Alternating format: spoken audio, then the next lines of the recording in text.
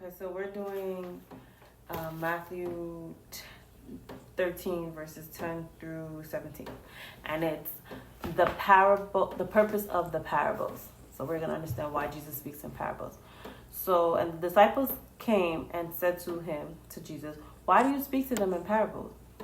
And Jesus answered and said to them, "Because it has been given to you to know the mysteries of the kingdom of heaven, but to them it has not been given.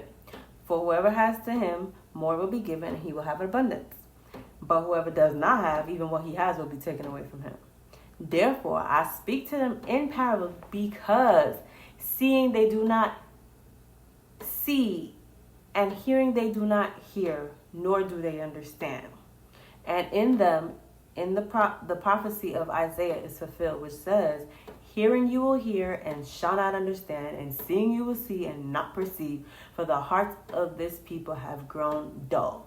Their ears are hard of hearing, and their eyes have closed, lest they should see with their eyes and hear with their ears, lest they should understand with their hearts and turn, so that I should heal them. But blessed are your eyes, for they see, and your ears, for they hear. For assuredly I say to you that many prophets and righteous men desired to see what you see and did not see it, and to hear what you hear and did not hear it." Okay.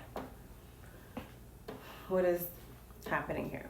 So the disciples had asked Jesus, why do you speak to the people in parables? Like, why? And Jesus basically responds to them that he speaks in parables because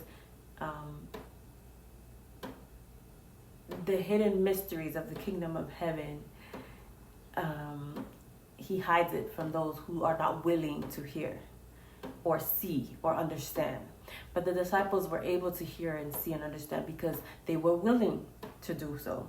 And so God allowed them to understand the secrets of the kingdom of heaven, the mysteries of the kingdom of heaven. But those who did not, their hearts were hardened.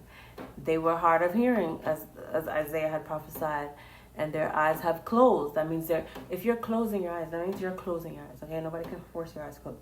But you're choosing to not see, and you're choosing not to hear. So you choose not to understand. Because if they did want to see and they did want to hear, they would turn to God so that he would heal them.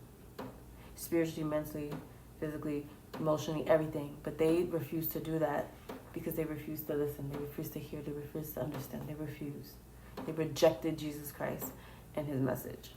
And so that's why Jesus said, "But blessed are your eyes." He's talking to the disciples who see, or just us, anyone in general that receives the message of God. Blessed are those who can hear